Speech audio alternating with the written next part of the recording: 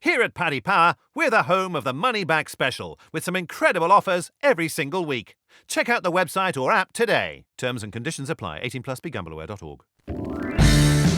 Hello and welcome to this Monday Postcast. I'm Maddie Plell, joined in the studio by Dave Alton. He's back, returned.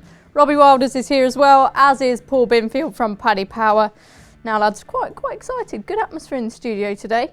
Robbie, we're just having a chat about the old Friday night football we play. You made your first appearance on Friday. How was it? It was good fun, wasn't it? Found out for a bit of work rate in the end, I think, but certainly, not that I was counting, but I did score 5 goals on the night. Yeah, because you were goal hanging. I was goal hanging. There was quite a good. You scored a 5-timer, did you? I did actually. To say that is surprising. Best of the Sousa-esque. Scored a nice half volley as well. Ball was chipped over. Not a perfect hat trick, a sizzling 5-timer. No headers, you couldn't really hit it above. Did anyone actually witness this, or? Well, I was playing, but I'm not going to give him too much credit, even though he wasn't. Maybe it was 4 actually. Maybe I was. I don't think you would have scored that many if it wasn't for me. So you know. I don't know. I wasn't seeing much mobility from me at times. Disgusting, Dave. Well, it is. Keen It is. You've got to be footballer, careful with Dave? that sort of chat. Keen footballer? Not these days, funnily enough. No? Big Watford fan, which was great up until the FA Cup final, but things happen, don't they? Typical. Yeah. I need a summer off, to be honest. Summer off. After that, I need a proper summer off. Yeah. Yeah. Well, people who aren't getting the summer off are the people in the Love Island villa. Robbie, your postcast hasn't quite got off the ground Absolutely, yet. yeah. We're trying to kickstart a Love Island postcast. I put a poll out on Twitter. You do punt on it, I'm assuming. I have in previous years. I've not had a punt yet. A few people in the office have, but it can be quite a good You're bet. usually quite a confident chap, so it's Have you got a bet? wide open. I haven't got a bet. I'm gutted I missed the value on Callum to leave first. He was about 7-2 at one point. He didn't show an awful lot in there for me. Adam Shepherd. Well, I'm not sure of his surname. Didn't show enough. He got found out. He got ejected. There's value to be had though. I know a good friend of ours, Tony McFadden, he got on at 4-1 about Amy. That's looking a price now. She's into about 2 He looks like an avid. But Love Island, I think there's legs in this, and I'll be knocking on producer Rob's door Yeah. for the coming weeks. Yeah, Rob playing football as well. He's dead keen on the Love Island postcast. Make sure you comment down below if that's something you'd be interested in. Who knows? Maybe we can get it off the ground. Let's talk about some racing, shall we? Fair to say, probably not the most inspiring weekend of action, but some good performances nevertheless, Dave. You are snobs, the pair of you. I was saying this just before we came on. You just want classic action, don't you? Or Grand Nationals or Gold Cups and things like that. Irish Guineas. Yeah, there was plenty to talk about. Loads, really. I mean, Safe Voyage, probably the performance of the weekend, would you say? Yeah, behind Haydock? us. Yeah, in the John O'Gaunt. In the slop. Yeah, it looks important to him, doesn't it? From a historical point of view and on RPRs, he's up there with recent winners of the John O'Gaunt. He absolutely sauntered through, didn't he? And there's talk of now going to the Sprint Cup. He's had 3 runs over 6 furlongs. Race would sit him down to the ground. Not for a long time he's run over. He has won over it at Thirsk, which is a rising finish, obviously, there, isn't it? He's going to need, the way he travels, it's definitely worth a go. Is he just one of those specialists, though? We find years after years after years, we try and make these 7 furlong horses into sometimes horses they're not. And he does look like he's got a specialist set of skills to me. Soft ground and 7 furlongs. Yeah, could fit into that category. Safe Voyage, Robbie, would he be on your good radar performance. for anything? Everything seemed to click. He was rated 109 before that. He'll probably sneak up into about 115. That makes him a pretty solid Group 2 horse. John Quinn was mooting the Lennox Stakes, potentially at Glorious Goodwood. Obviously, as Dave said, I think the ground's quite key to this horse. Talking about the Prix de la Forêt as well. As long as he seems to think, as long as it's not firm in the description, he'll still go well. But it's quite amazing to think that he was beaten in marks in the 70s a couple of years ago. How far he's come. Thought there was quite a big run from Snazzy Jazzy in third, actually. Loves the ground as well, doesn't he? It does love the ground. That was his first start of the season. He looks like he could have quite a profitable campaign. He was really weak in the betting as well, and there were quite a few non-runners which suggested that he probably wasn't fancied to run too well, and he probably outrun his odds. Good race. Safe Voyage, certainly a horse to keep on side for the future. Yeah, I must admit I really like Snazzy Jazzy. Quite encouraged with that run, as you say. The betting indicated he wasn't quite cherry ripe for it. Binners, understandably, we're not going to be going to you with too many prices for horses for the future, but Safe Voyage, who's still a really classy winner of the race. Yeah, Maddie. Good afternoon, listeners. Can't really add much more to that, to what you've already said, the Lennox Stakes or the Prix de la Forêt. Well, there were a few anti-post movers on Saturday at Haydock, Newmarket and Beverley, to be honest with you. Made in India at Haydock, where Eric Alston won the Achilles Stakes. That one could run in the Wokingham. Rated 92, gets a penalty for the race. That one's 25 from 66 for the Wokingham. but there is a listed race on the same day at Ayr, so Eric's got a lot of choices to make. Yeah, he has indeed. Let's talk about Classique then, the Pinnacle winner also at Haydock. I think many people were expecting Willie Mullins to win again with True Self. God, she must have traded at a short price, mustn't she? But Classique stormed away from that. Yeah, I was hoping that Highgarden would turn up here for John Gosden. I backed it in the week, actually, anti-pose. I just wanted to take on True Self, which might seem like a bit of after-timing now that she's been turned over at 8 to 11. In hindsight, she was very short, though. Well, and she hasn't come up against this, that sort of filly before. Classique is trained by William Haggis. She's a proper flat filly. True Self is, something that started in bumper type sphere, you know what I mean? As solid as she can be. I think she does give the form a decent look, I've got to say. And Palasto was in third. A horse that's been waiting, maybe not quite so soft, but doesn't go on that firm ground. Roger Varian's always thought the world of her. I think that we might have seen a proper performance in this Pinnacle Stakes in the Group 3. It's been won by the likes of Batil in recent years. Got given last year, went on to win at the top level, albeit abroad. I think this is a filly that when she gets soft ground later on, she's going to take out a big Fillies and prize. mares at Ascot, maybe? Very possibly. I like her a lot. She's come through those handicap ranks, typical Haggis project this. Love the way that she went clear. She made True Self look pretty slow, didn't she? Yeah, she did. Robbie, thoughts on Classique? Yeah, it was an impressive performance. Looking at the pedigree, Galileo out of Shah Mady, the late Henry Cecil. When I was first getting into racing, this mare won the Matron Stakes. Very good filly. Awfully well bred. As you said about the champion fillies and mares, that might not be on the realms of possibility. Yorkshire Oaks races like that, but I think the soft ground was probably the key to her now. That was her best performance by miles. Probably disappointed by True Self because you could argue, being national hunt bred, that she'd probably be quite suited to that sort of heavy ground 1 mile 4. But she did a Pilastrin behind, who's a Group 2 winner, so probably not a bad effort. I think the winner was just a rapidly improving filly. Yeah, any prices for the future on Classique, Binners? No, nothing for the future at the moment, Maddie. It was interesting to see Maureen Haggis suggest that the horse could go up to 1 mile and 6, and the horse is entered in the Stenera Stakes at Leopardstown on the 11th of July. So maybe they'll go to Ireland with Classique. Yeah, certainly opens up plenty of options, doesn't it? We've mentioned Made in India already. Would she be on your Royal Ascot radar, either of you? No. No. Just going to leave that with a no. A very likeable sort, but again, these Haydock sprints on that ground is can get some funny results. Exactly. It's a bit like, Southall to Lingfield to a certain extent, maybe being a bit vague there. But I think some of the form on Saturday is best left there, probably. Okay. Robbie, nice to see some smaller connections sort of getting in the winner's circle there. Eric Alston does really well with his string, doesn't he? Yeah, it was very, very good for Eric Alston. But in that race, I thought there was quite a big eye-catcher in second. Lady in France, who is a filly I didn't know a lot about, but that was only her second start. And she only made her debut in May, and she's taken a massive step forward from that for Carl Burke. You'd have to mark that down as a massive run. I'd be keen to see where she goes. Okay, good action at Beverley as well on the weekend. We had the Brian Yardley and the Hilary Needler, both really informative 2-year-old races. Would either Liberty Beach or Summer Sands be tickling your fancy for any of the races at Royal Ascot, Dave? The latter, if I was going to go with one, and it would be Norfolk Stakes. You remember Connections won this with Prince of Lear a couple of years ago. He went on to follow up there. This chap's been rated £4 below him. I thought it was a good, brave performance, probably from the right horse as well, I think, in second.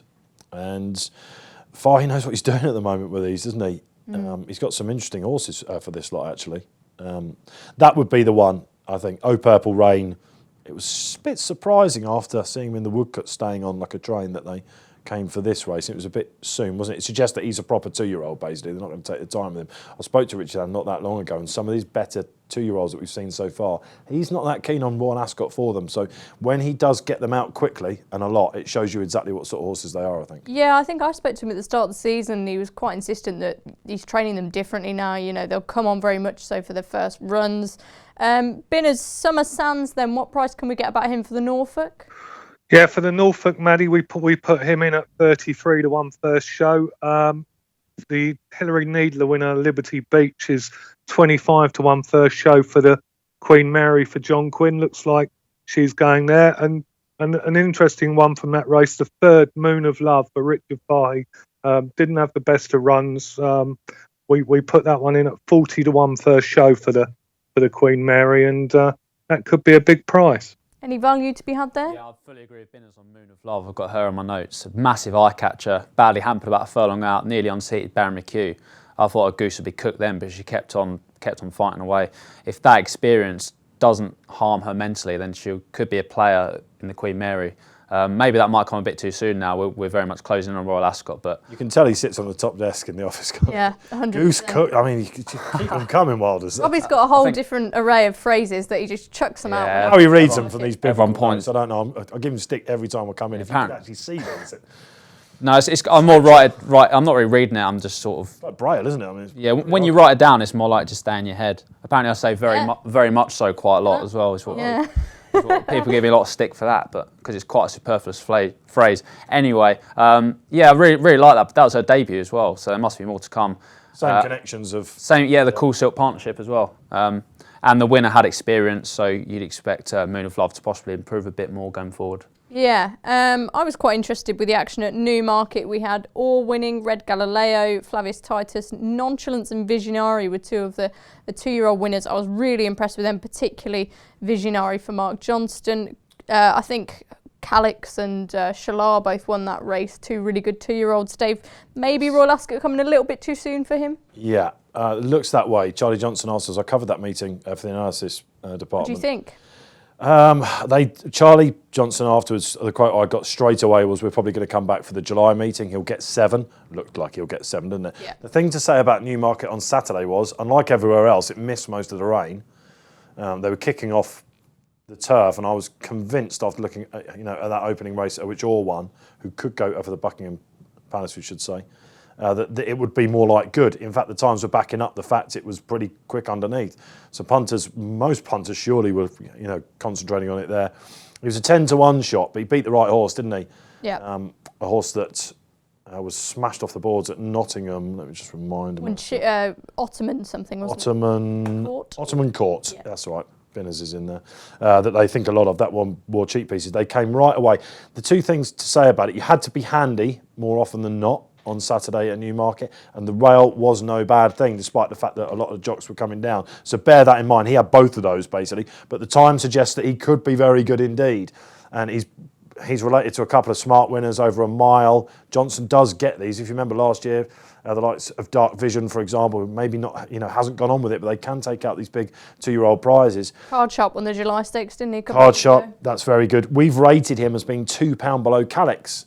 So he's not got that far to go at all, and the time backed it up. So I think we might have seen a good one there. Okay, any Newmarket eye catchers? Not really an eye catcher, but it's good to see Red Galileo win off a big weight in the mile 6 furlong handicap. He's been around for donkey's years. He's been sort of rated in the low to mid 100s for about 5 years and just keeps his form. So that's pleasing to see for Godolphin. No, not a massive amount to take from Newmarket for me. Okay, good to see. Yeah, Tom Siegel tipped that winner, so well done to him. Was that you angling to get a word in edgeways? I just said that's probably going to go for the Pitman's Derby, isn't it? I think Red Galileo. I think that will go for the Northumberland Plate. It looks the way. It's first time Hood on Saturday, but Speedo Boy in second gives it a good look. Prashima, he looks like he's on his way back. Very solid Prashima, isn't he? Yeah, he is. He's a great big. I'm surprised I haven't tried that jumping with him. Maybe that will come. He could really go far in that field, I think. But I looked at Red Galileo after that. They slashed him into 10-1, and I thought, is this a bit muggy looking for this? Could there be something less exposed? I think he's 1 from 2 on all weather, albeit a polytrack at Kempton. He could just have a little bit more to offer, and 10-1 looks fair to me for that. Yeah, when Godolphin have got one from those sort of handicaps, you always take note, don't you? Binners, any thoughts on Newmarket? Yeah, well, Red Galileo, as Dave's just said, 10-1 now for the Northumberland Plate, which makes him co-second favourite for the race from 16-1. Another nice winner at Newmarket was Orr for William Haggis, whose team seem to be in awesome form at the moment. That one might go for the Britannia. He's 14-1 co-second favourite from 20 for that. And that 2-year-old you've already talked about, Visionary, the time was very, very good. I look forward to seeing that one at the July meeting. Indeed, as do we all, Binners. Let's take a break now before we look at some of the action this week. What's my horse's handicap? The fact that you're backing him? Everyone loves a newbie. That's why Paddy Power Games are giving all new customers 60 free spins on daily jackpot games. New Paddy Power Games customers only, 1 per customer. T's and C's apply. 18+. BeGambleAware.org. Hello and welcome back to this Monday Postcast. Now, action at Newbury on Thursday looks pretty good. We've got a listed race for fillies over a mile 2. Some really eye-catching names in here. Entitle, one of them, the relative to Enable. We've got Star Terms, Encapsulation, Antonio de Vega. Obviously, Binners, no betting yet, but we'll go to you first on your thoughts on this race. Yeah, looking forward to this, Maddie. The one you just mentioned, Star Terms for Richard Hannon. Looks like Ryan Moore's going to take the ride. Ran well in the fillies trial, 4th to Queen Power, only beaten 2.5 lengths. So that looks good with the winner going. Looking likely to go for the Ribblesdale Stakes. So at this early stage, I'm going to go Star Terms. Yeah, Encapsulation's a filly I like. Not sure if she's going to go Irish trained, Dave, but it could be a smart race this if some stand their ground. Yes, I think that John Gosnell's a key to this probably. Entitle, you mentioned, she ran well at York, didn't it? The market suggested wasn't the first string. Again, that's been the state of her career so far. You would think as that relative to Enable, she'd be short in the market every time. She pretty much hasn't been. No. But she's done some pretty good things on the track. However, he's got a cheeky one in here called Terrabellum. Yeah, right down the I saw bottom. that, yeah. Frankie's jocked on her. And that Goodwood debut of hers, she cost a bundle. That's going to work out to be pretty good form, I think. The second ran at the weekend. It was called Memora for Simon Crisford at Zany, and had lots of OK form, hosed up at Goodwood at the weekend back there. And the third, Promissory, who cost about $1 million, something like that. She's going to win again soon. So Terrabellum, I think, is going places, and if she's ready and she's gone forward, I think she's going to take a lot of beating. Gosden's comments afterwards, you don't often hear him with a maiden winner saying they've got so much class. He did with this one. Okay, speaks volumes then, Robbie. That horse that you sort of had a look at? Angle, yeah. I came down on Entitle at this early stage just by virtue of that Musadora run on the first start of the season. Obviously got the breeding in the book, half sister to Enable. It's good ground at the moment at Newbury. It's meant to rain throughout the week, so I don't know what sort of going it'll be. Being a relative of Enable, maybe should be suited by a bit of soft ground as well. So, yeah, I'll probably come down on her, but I'll wait to see what's declared. Yeah, I think that's fair enough. Definitely be looking forward to seeing her on some decent ground with a bit of cut in it. The 740 at Leopardstown, again on Thursday, is a Group 3. It's the Ballycora Stakes. Could be quite an interesting affair, this. Speaking Colours is at the top, a horse for Joseph O'Brien. Really talented horse in his day. We've also got Flight Risk, Gordon or Byron Mankib's in there for William Haggis as well. Could be a British representative. But we'll go over to you first again. Well, the top one, Speaking Colours for Joseph O'Brien. Looking forward to seeing that one, Maddie. Second to Mr. Lupton in the Greenland Stakes at the Curragh last month, and if he's come on from that run, I think he'll go close. Yeah, I think it'd be hard to argue with that. What do you think, Robbie? Well, Flight Risk's entered again. He won last week. He won this 2 years ago, but I wouldn't be 100% sure that he'd quickly back up. Aidan O'Brien has 9 enters, so it'd be interesting to see what he runs. The one out of his 9 I came down was Dunkirk Harbour. Currently rated 101, but is improving all the time. On his last start, he wasn't beaten far by the Queen Anne bound Hazapur and Verbal Dexterity, who was a very smart 2-year-old a couple of years ago. But he's by Declaration of War, so I'd be a bit concerned if there's any sort of ease in the ground, he'd want it fast. Yeah, we'll see what Aidan runs. Another interesting entry is Mankib, who ran the John of Gaunt the other day, didn't he? We didn't talk about it, but he banged his head in the stalls. Yeah. And his goose was cooked, obviously. Goose was cooked. The goose was definitely Have you cooked. got a bet on how many times you can mention That's it in good, the yeah. postcast? Very much so. You get to know him far too quickly. Very interesting if he showed up because he didn't have a chance to show his form there. But yeah, we'll wait till nearer the time. I mean, how do you treat a horse like that? You know, that does something in the stalls. You know, is it a one? As a punter, it's difficult, isn't it? Bad, didn't it? If you're in running, then fair enough. But if you're someone that takes a price early, you have to factor that into his price. You mentioned Flight Risk. I think that's probably the way I'd play in this. Actually, he is tough, isn't he? And loves the track. And like you say, he won it a couple of years ago. I think he was pretty much back to his best last time. Although it's a quick tournament. Speaking Colours, of course, the trip is the issue for him. He's only run over 6. Yeah. It could well improve him. It would be, a slight worry for me conceding £3 to Flight Risk. But there's a load of horses in this race that need to bounce back. So Dunkirk Harbour is quite interesting. Ground, I totally agree. That's the key. These declarations of war, they love a sound service or Polytrack or Tapiti. Yeah, we'll see what Aidan O'Brien fires at the race. Friday, we've got decent action at York. The 405 is the listed Ganton Stakes. So Dan Slott, who ran in the John of Gaunt, probably absolutely hated the ground, didn't he? He could run there, but I doubt it. Wadil Safa's a really interesting horse, as is Oh This Is Us, just a couple of the names that are engaged there.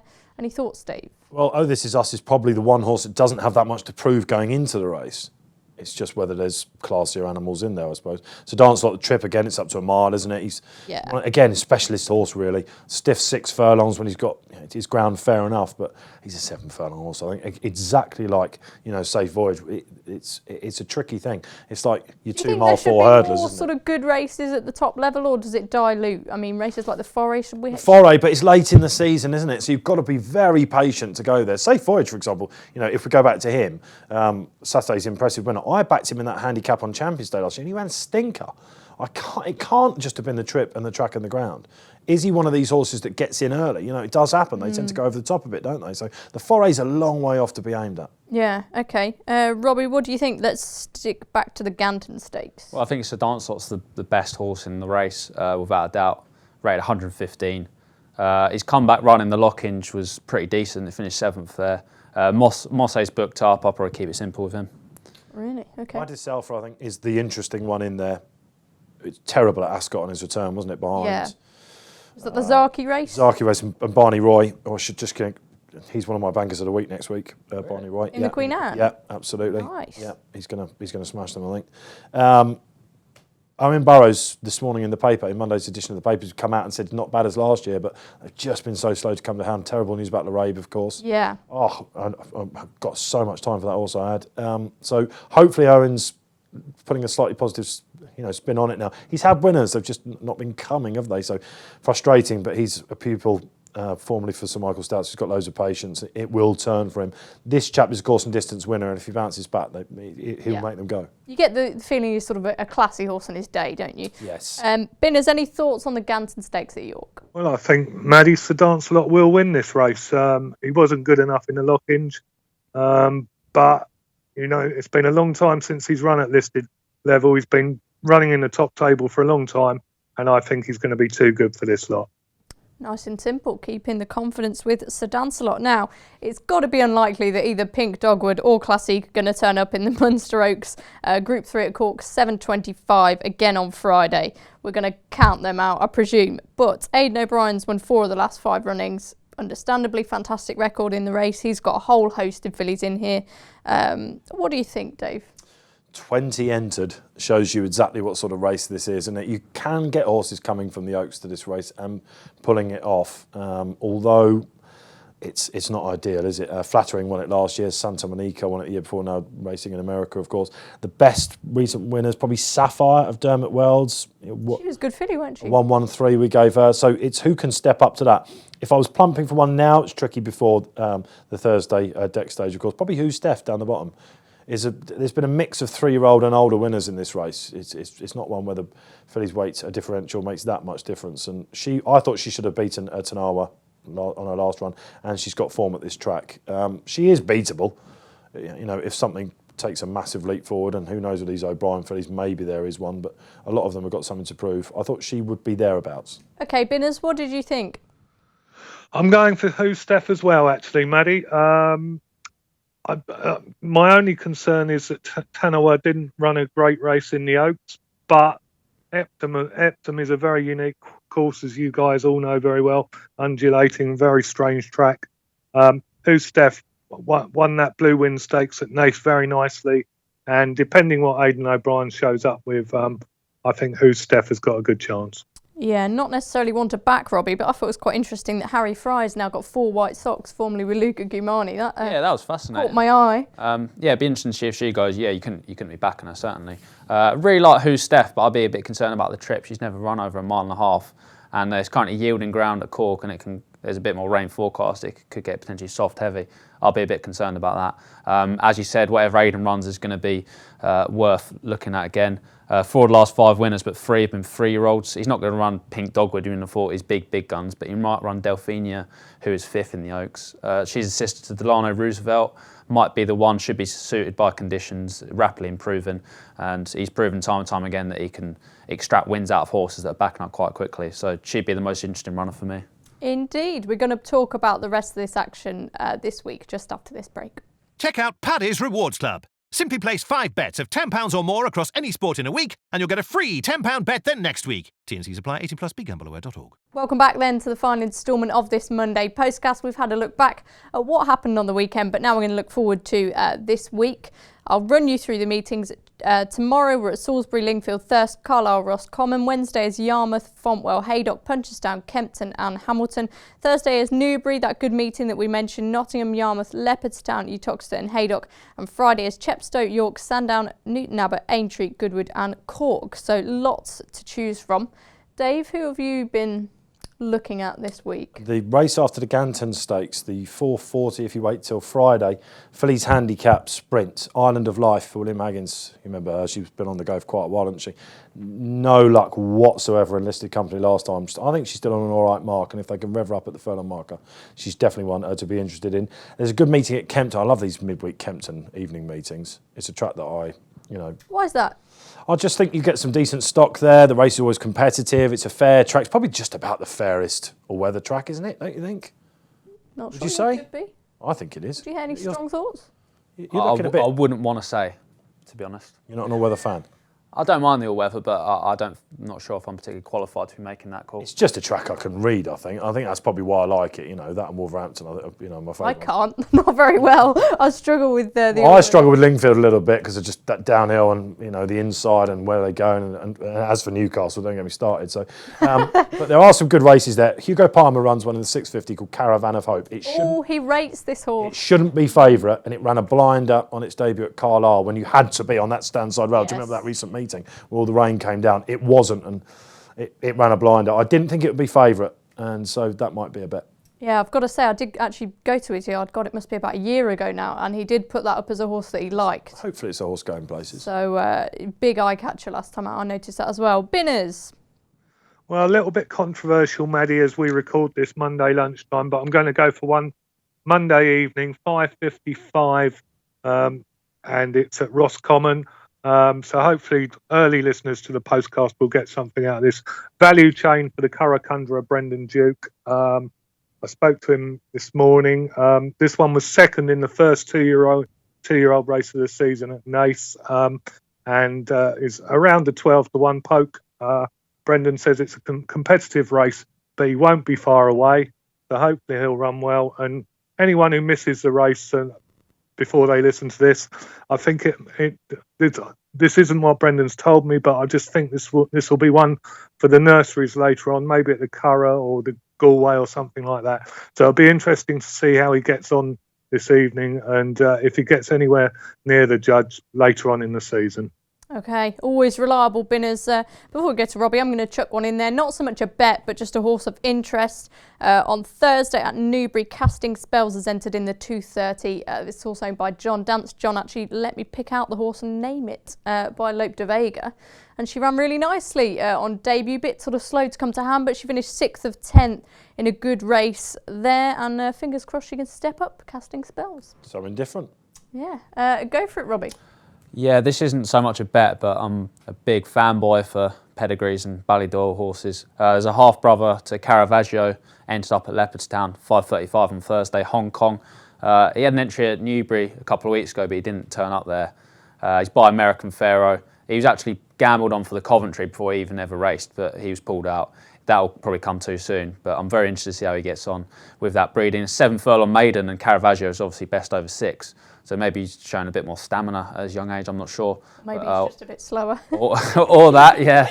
That's the worry as well. But American Pharaoh's obviously had a smart winner in Coolmore with Monarch of Egypt. I'll be interested to see how he goes. Yeah, it's been a bit harsh then. Bit Maven tongue-in-cheek. as well for Wesley Ward next week. Is it Yes. Maven? He was the first American Pharaoh, wasn't he, to win in the States, I think. Seem to be doing well, don't they? I think it's about time we started hearing a bit more of him. It went a little bit quiet, didn't it? And yeah, so that is interesting. Okay, let's get your naps then. This will not be beaten. I'll give you first pick this time, Robbie. Thank you very much. Thursday, the 3:35 at Newbury, mile 0-85 handicap. Horse called Leader Writer. I mentioned him a couple of weeks ago before the Epsom mile handicap. He didn't turn up there, but he's definitely well treated. First run for David Ellsworth, really eye-catching, 3rd at Beverley. Beaten half a length in his stable debut after leaving Henry Spiller. wasn't successful hurdling. That didn't work out, but he's come back. He's found a bit of form. He's only gone up a pound to a mark of 84, but in his peak, he was rated in the mid to high 90s. Showed a sign of life, should be suited by going and trip, and Ryan Moore is jocked up, which also enhances enthusiasm. I really like that. Yeah, remember saying a couple of weeks ago he's a very eye-catching runner last time out. Dave? 8:20 at Kempton, back at that lovely midweek meeting. A horse called Briuni for Rafe Beckett, who's a course specialist. Forget his run 141 days ago at Newcastle. He absolutely loves this place and he's drawn in 5. There's loads of pace in the race and he won't be favourite because Quick Breath for Johnny Portman won there last week. He's turned out quickly from the one poke. I think we can take him on there. Okay, Binners, finally over to you. The 3:45 at Salisbury on Tuesday, Maddie, the 10 furlong fillies handicap. A horse of Sylvester Kirk's called She Believes. She couldn't complete a hat-trick at Doncaster on the 1st of the month. But if you have a look at the rerun, she had a nightmare passage through the last couple of furlongs, only beaten 2.5 lengths, and I think she'll get back to winning ways. Okay, thanks very much, Binners. As always, make sure you rate, review and subscribe to these postcasts. We've got our weekend preview racing postcast on Friday. We'll be looking ahead at all the weekend cards in much detail then, and then we've got lots of stuff coming out before Royal Ascot next week, so stay tuned to our channel for all of that. We'll see you soon. Paddy Power Games has over 250 of your favourites to play online, and we're going to attempt to name them all in this 10-second ad before the T's and C's kick in. There's Blackjack, 18+, begambleaware.org.